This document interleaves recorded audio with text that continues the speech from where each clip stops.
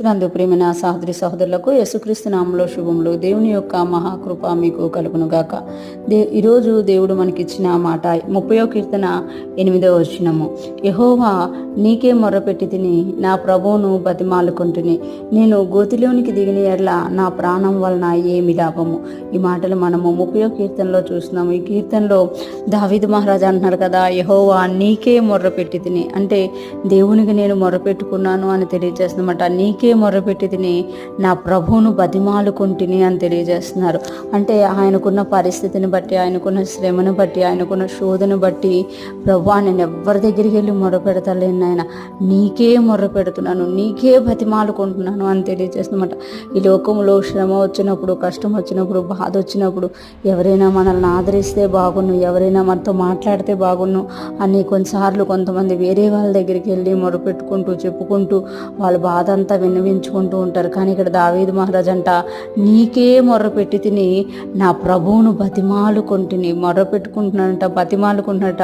ఇంకొకటి అంటారు కదా, నేను గోతిలోనికి దిగిన ఎడ్ల నా ప్రాణం వలన ఏమి లాభం, అంటే మరణము వచ్చినంతగా ఉందన్నమాట. ఇక చచ్చిపోతే గోతిలోనే పెడతారు కదా.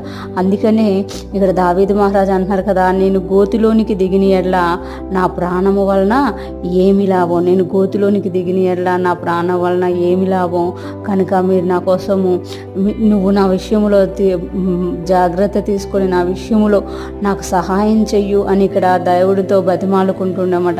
నేను ఇక చచ్చిపోతే నా వల్ల ఏమి లాభం ఉండదు, నేను స్తుతించలేను, నేను ప్రార్థించలేను, కనుక నా ప్రాణాన్ని విమోచించు అని ఇక్కడ బతిమాలుకుంటున్నట్టుగా మనం చూడగలం. కొన్నిసార్లు మనకు వచ్చే సమస్యలు, శోధనలు, కష్టాలు మనకి ఏ విధంగా ఉంటాయి అని అంటే మనం ఇక అయిపోయింది మన పరిస్థితి అనేటట్టుగా ఉంటాయి. ఇక్కడ దావీదు మహారాజు గారి పరిస్థితి కూడా అయిపోయింది అని అనిపిస్తుందట. కానీ అక్కడ ఆయన ఏం చేస్తున్నారంటే నీకే మొర్రపెట్టి తిని నిన్నే బతిమాలుకొంటిని అని ఇక్కడ తెలియజేస్తుందన్నమాట. అంటే దేవుడిని బతిమాలుకుంటున్నట. ఈరోజు ఫ్రెష్ మన్నా వింటున్న ప్రతి ఒక్కరూ జ్ఞాపకం చేసుకోవాలి.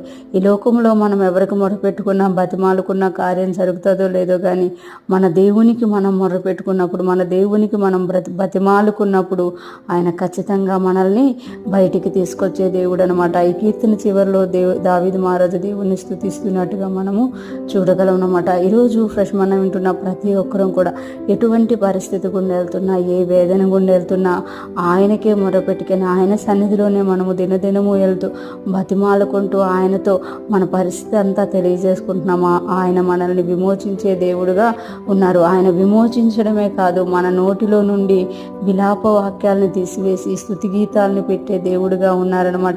మనం ఎప్పుడైతే ఆయన చూస్తూ ఆయన ముందు పెట్టుకొని నడుస్తామో ఖచ్చితంగా మన జీవితాల్లో విజయాన్ని మనము చూస్తాము. అటువంటి గొప్ప దేవుణ్ణి మనం కలిగి ఉన్నందుకు దేవుణ్ణి స్తుతిస్తూ ఆయనతోనే నడుస్తూ ముందుకు సాగిపోదుము గాక. ఆమేన్.